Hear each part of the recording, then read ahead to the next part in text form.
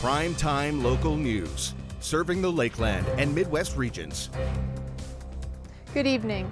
After months of construction and restoration, the Lloyd Mall officially reopened to Border City residents, just in time for those looking to do some holiday shopping. I'm going to cut the ribbon and reopen the Lloydminster Mall. Mayor Gerald Albers, city councilors, mall management, and more were in attendance at the grand reopening. On August 15th, a water line break caused significant damage to the majority of the mall. Only 2 stores were unaffected, Safeway and the Hair Den. This caused the Lloyd Mall and many of its stores to temporarily close while restorations were underway. I said about a month ago I could see the light, just a little dimmer of light at the end of the tunnel, and today feels like a nice bright light, and I can feel we're back and that the community is going to support us, and we're actually going to get our Christmas season, which was, we lost our back to school season, and so now to have the retailers at least be able to have a Christmas season is really, really important to us. Currently, most of the stores that were open before the flooding have reopened their doors, and there is also a few new retailers. Some are still under construction, including the food court, which may take a few extra months to fully restore, but food court seating has been spread throughout the mall. With the food court tenants, they have more work to do than a typical retailer. A typical retailer is 4 square walls, shelving, things like that. Food court, they have to go through health inspectors. All of their equipment has to be either cleaned or replaced. Mayor Albers encourages people from around the Lloydminster area to shop local and help out Border City businesses during the holiday season. The mayor was also proud of the work done by local companies to help restore the mall and their stores, as well as the work they continue to do to help retailers. I think it's huge for the companies that helped come to their aid to the mall, and the subcontractors, the suppliers, those all had ripple effects. We know the restoration companies had to bring in extra staff from outside the city. They used hotels, restaurants, bought fuel, used local, like I say, suppliers and sub-trades and all those pieces. So thank you for everyone that helped to make the Lloyd Mall reopen, because this was a team effort. The full list of stores open is available on the Lloyd Mall's Facebook page and website. Lloydminster firefighters have been busy this year. Service calls are up 14% so far in 2021, with the service responding to more motor vehicle calls. As Jace Mackey reports, the fire service is shifting gears to be more proactive versus reactive. Lloydminster's fire chief presented the third quarter fire service report to council. The report noted a 14% increase in calls this year, with firefighters responding to 641 calls in the first 10 months of 2021, compared to 552 for all of last year. They've seen an increase in all types of calls, from fires to motor vehicle collisions. And they're assisting with other services in the community, be it motor vehicle accidents, be it medical assists, be it for the ambulance call or assisting those kind of individuals. The department has increased training to help firefighters deal with heavier vehicle collisions. Even with the increase in calls, the chief says firefighters are able to respond quickly, with 92% of calls being handled by the firefighters on shift. Our fire truck, as the fire chief said, we're averaging 3 calls a day. Sometimes they are false alarms, which are the best alarm in the fire service. The fire service is also focusing on being more proactive versus reactive, prioritizing fire prevention and inspections. That we would like to prevent fires. Any fireman would rather be there to talk about fire safety than to put out a fire. Fire crews are excited to have the new fire hall number 1 in service once construction is complete sometime in 2022. For Primetime Local News, I'm Jace Mackey. Coca-Cola Canada has embarked on its 2021 holiday truck tour, which will be setting up in Lloydminster next week. For more on the pit stop, here's Tate Laycraft. Today on Primetime Local News, I'm talking with Lourdes Logan from Coca-Cola Canada. Lourdes, thanks so much for joining me. My pleasure, and we appreciate the invite, Tate, so thank you. So Coca-Cola Canada has launched its 2021 Holiday Truck Tour, and it's set to make a pit stop in the border city in a little more than a week's time. So could you just tell people a little bit about the tour itself? Sure. So this is our first I'm going to say ever holiday tour truck that we have put in place here as the local bottler. And one of the reasons why this idea has kind of come to fruition is because we understand the feeling of isolation that's taking place across Canada. We know that more than ever, Canadians feel disconnected, and there's a crisis there for a sense of community, a sense of connection with one another. And really, that's why Co-Canada has brought forth the holiday tour truck. It's called Deliver the Magic to Canadians, which I think is quite fitting. And the tour is intended to deliver optimism to not only just our employees, because our employees, of course, are a big part of this, but to our customers and the communities that we serve at large. So the truck tour started November 13th in St. John, Newfoundland, and it's making its way across. And it'll probably hit well over 100 communities by the time it actually ends up in Victoria, BC by middle of December. So Lloydminster, the truck will hit Lloydminster December 3rd. It is there for 2 days. December 3rd, it will do so the truck does some drive-bys. So it'll do a couple drive-bys with some of the co-op gas bars. And then it will settle in at the co-op at the mall there, and it'll set in. It needs quite a bit of space to set up, of course, so that we can safely put the event on. It'll be there from 4 to 7. And then the next day we are off, which is December 4th, we are off to the Lloyd X, and it will settle there as well and interact with the local community. And this next one is maybe a bit more of a simple question, but I was just curious how equipped this travel group is to deal with different weather conditions or any potential hurdles that might delay their schedule. That's a great question, Tate. This is our business. We deliver Coca-Cola, and last week in Edmonton, we had to deal with a snowstorm, and it's what we do. So our team has a good understanding of how to operate with severe weather. So that's not really an issue.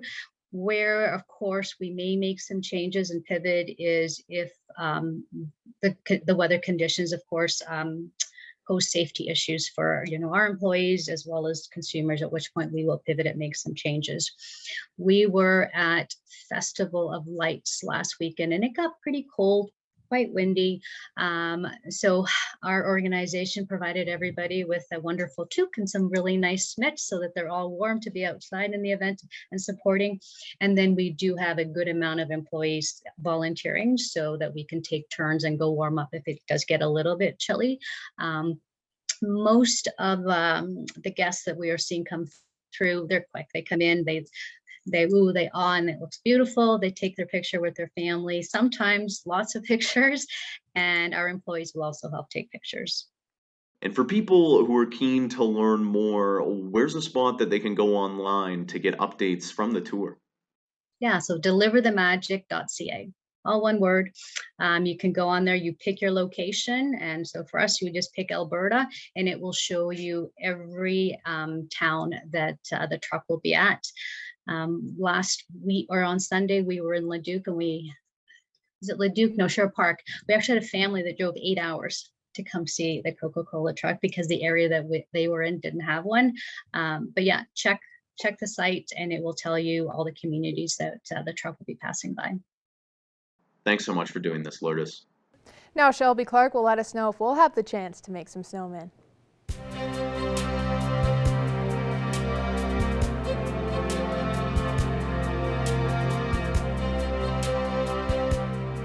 Thanks so much, Jasmine. We might have the chance to make some snowmen this weekend, but we will be warming up quite a bit. But tomorrow we will be seeing around a 30% chance of some flurries. So we shall see what is in store for us ahead here in the border city. But right now we are sitting at -2 with a little bit more cloud coverage, but we have warmed up quite a bit from yesterday, that's for sure. And switching over to temperatures across the region for Alberta and Saskatchewan. On the Alberta side, they're seeing some slightly warmer temperatures compared with 4 degrees in Edmonton, -2 in Lac La Biche, while it is the coolest in Cold Lake there with -7 degrees, -1 in Bonnyville and Vermilion, while it is -3 in St. Paul. Marwayne is sitting at -2, and it is +1 in Vegreville, while Wainwright and Provost are a bit warmer at +2 degrees as well there. Switching over to the Saskatchewan side here, they're seeing a lot more cooler temperatures compared to the Alberta side, with -8 in Isle Cross, -6 in Green Lake, as well as down in Maidstone, -7 in Meadow Lake and North Battleford, while it is -5 degrees in St. Walburg.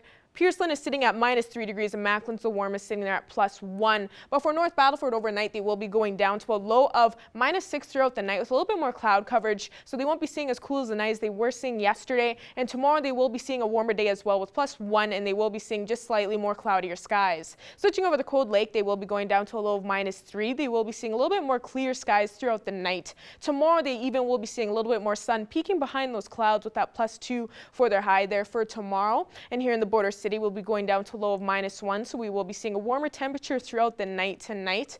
And we will be seeing a couple clouds in sight, and as I was saying, tomorrow we will warm up to +4 with a mix of some sun and cloud, but there might even be around a 30% chance of some flurries, but we don't know that for sure yet, either that flurries or freezing rain. But looking at our 3-day forecast here for Friday, we will be seeing a little bit more sun starting off the weekend. Saturday we will cool down just a bit to -4, but we will be seeing a mix of some sun and clouds, so we'll be seeing nicer temperatures for the weekend. And Sunday to end it off, we'll be going back up to +4 once again to end off a beautiful weekend there with a mix of some sun and cloud. That's our first look at your weather forecast. We'll have more news coming up after the break.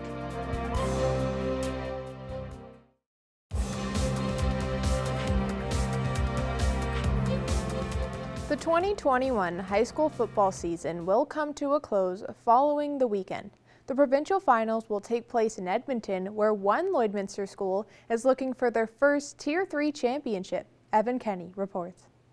The 2021 Holy Rosary Raiders will hit the field for the final time this Friday.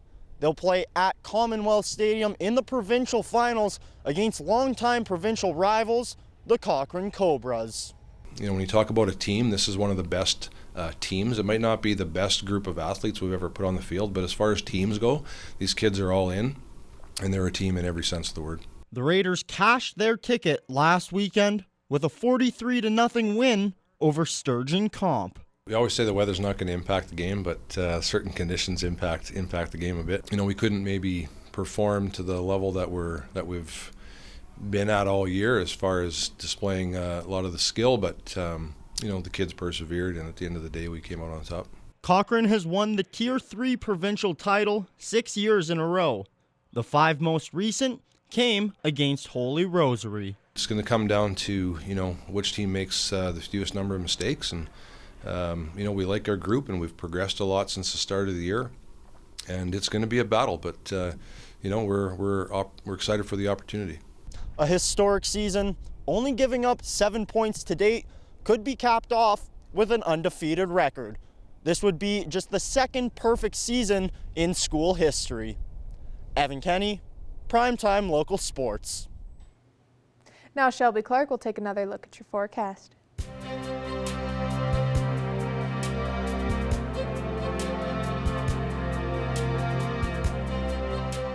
Thanks so much, Jasmine. Now taking another look at your weather forecast. We'll be starting off with taking a look at temperatures around the central region of Alberta and Saskatchewan here. On the Alberta side, as you can see, they are seeing much warmer temperatures compared. Rocky Mountain House and Red Deer at 8 degrees, 4 in Edmonton and Athabasca, while Edson is sitting at 6 degrees, 2 in Jasper, and Whitecourt is hitting that +1 mark. And switching over to the Saskatchewan side here, they are in the minuses, so they are seeing a lot cooler temperatures compared to the Alberta side, with -5 in Saskatoon, -7 in most spots here, Melfort, North Battleford, Meadow Lake, and Cold Lake. And Prince Albert is a little bit cooler, sitting at -9 degrees. But as we switch over to our northern region of the provinces, they are seeing those minus double-digit temperatures, so they have cooled down quite a bit, but a little bit warmer than what they've been seeing throughout the week. -8 in Buffalo, Narrows, and La Loche, but -11 in Uranium City and Wolston Lake and Flin Flon, -14 in South End, while La Ronge and Stony Rapids are at -10 and -12 degrees. Switching over to this side here, they're seeing slightly warmer temperatures on the Alberta side as well, +4 in Grand Prairie, while Peace River is hitting that 2 mark, and the rest have reached past those minus temperatures as well, with -3 in Slave Lake, -4 in Fort McMurray, while Fort Chipewyan is at -6 degrees, and high level is sitting at -7. Switching over to our southern region of the provinces, a little bit jealous, they are seeing some warmer temperatures as well, +9 in Lethbridge and Medicine Hat, while Calgary is at hitting that 10 mark, +3 in Coronation, while Banff has reached past that minus mark as well at -1. Switching over to this side here, they are seeing warmer temperatures as well. Only some spots like Yorkton, Regina, and Estevan have reached past those minus points at -3, -5. +2 in Moose Jaw, while Swift Current is the warmest, sitting at +4 degrees, and Kindersley is hitting that 0 mark. Going back across the region, the temperatures overnight tonight, we will be seeing some warmer temperatures for our lows throughout the evening compared to early on in the week. So we are seeing warmer lows for tonight. Wainwright will be hitting that 0 mark for their low, -2 for Murnum and Bonnyville for tonight. Provost, Pierceland will be seeing a low of -4, -6 for Paradise Hill, Meadow Lake, and Unity, while Isla Cross will be seeing the coolest with a low of -8. But we will be seeing cloudier skies across the region throughout the night. And switching to temperatures tomorrow across the board, we will be seeing a nice Friday, as you can see, ranging from around 1 to 4 degrees in most spots. Most spots will be seeing around 3 degrees across the region there. And ending off with our 7-day forecast for here in the Border City. Friday, as I was saying, we're starting off a lot warmer with +4 with a mix of some sun and cloud. Saturday will cool down to -4, but we will be seeing a beautiful temperatures and beautiful conditions for the weekend with a little bit more cloud covered on Saturday. So if you're getting your Christmas shopping done, go out and do it now before it starts cooling down a bit more. Ending off the weekend, we'll be warming up to +4 again. And to start off next week, we will be starting off with some flurries there, but we will be seeing a warmer day with +1 on Monday.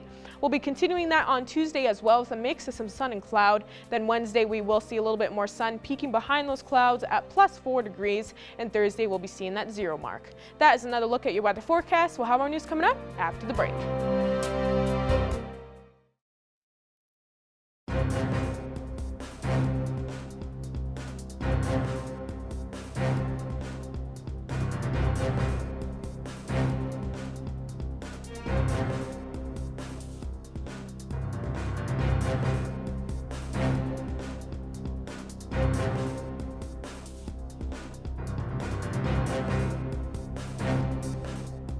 Today, I'm joined by Kelsey Clark from the First Baptist Church to get some details on their Jingle Jam happening this week. So to start, could you tell me a little bit about the event? Yeah, so Jingle Jam is happening on November 26th, which is Friday night, and it is at 6:30 p.m. and parking starts at 6. And it is just a family event for families within the Lloydminster community and area. And it's just kind of a family experience for everybody to come and just experience a night to start celebrating Christmas together. And so what kind of activities are you guys going to have going on throughout the night? So it's a drive-in event. It's kind of going to be like a drive-in movie. So what everybody can expect is when they drive in, they'll get some hot chocolate and some supplies for the event. And then everybody will park, and then they'll watch a little thing on the screen. And then there's going to be some games throughout the production. And then after the whole experience, then they'll drive out and they'll get some more fun stuff as well. So you had mentioned that this is going to be like a sort of drive-in movie. Are people going to be just staying in their cars throughout the entire evening, or are there going to be other outdoor activities? They're actually going to be in their car for most of it, just to make it a little bit COVID friendly for everybody. We're just trying to keep everybody separated. So they'll be in their cars the whole time. If they need to get out for any reason, they totally can. But all of this stuff has been planned so that they'll be able to stay in their cars and stay warm. And is this the first year that you guys are doing it, or has it been sort of an annual thing? So we've done Jingle Jam before. Since 2015 we've done it. But this year we just changed it up a little bit because of COVID. We just wanted to make it a fun new experience that we could do just to keep everybody safe. And so how did the previous year's events go? What was sort of the feedback that you guys received? They were really well received. But it seems like the community really enjoys it. Usually we have, for Jingle Jam, since it's a fun Christmas thing, everybody loves to come to it. And it's usually around like 350 to 450 people. So it's a pretty good time. And so for this year's event, where did the whole idea to sort of make it like a drive-in movie come from? Yeah, just kind of wanting to switch it up and make some things new and exciting for people. And since it's winter, we thought it would be nice to do something to still keep people warm, but just wanted to switch it up. And everybody likes a drive-in movie, so we figured we'd do something like that, but just a little bit different. I know you had mentioned that people will be staying in their cars for the entire event. Are you guys going to be taking any other sort of precautions with COVID? Yeah, so we've prepared everything with masks and everything. So everything that will be given out will be sanitary and stuff like that. And since everybody's going to be staying in their cars, they don't have to wear their masks or anything like that. But yeah, we're going to be making sure that everything's safe for everybody as well. And so where will Jingle Jam be happening this year? So the event is going to be held in the First Baptist Church parking lot. So everybody will come to the building and then they will park in the back here and we'll get it started. And so are there any costs for admission or for food for the event? No, the event is completely free and it's open to everybody in the community. And do you have any maybe expectations for how you'd like to see this year's event go? Oh man, I'm hoping that it'll be really good and that people enjoy it. We're doing it a little bit differently this year. But yeah, we're kind of planning for around 150 cars, but if there's more than that, then that's awesome. And we have a few extra supplies. So if people show up more than 150 cars, then we'll have some stuff. But yeah, that's kind of what we're planning for. So hopefully everybody comes out. And so where would people be able to find any more information on the event? If there's any other questions or anything like that, everybody can check out FBC Lloyd Kids on Instagram, or they can check out FBC Kids on Facebook. And there's also a Facebook event if people want to check that out as well. Great. Thank you for taking the time to meet with me and good luck with the Jingle Jam.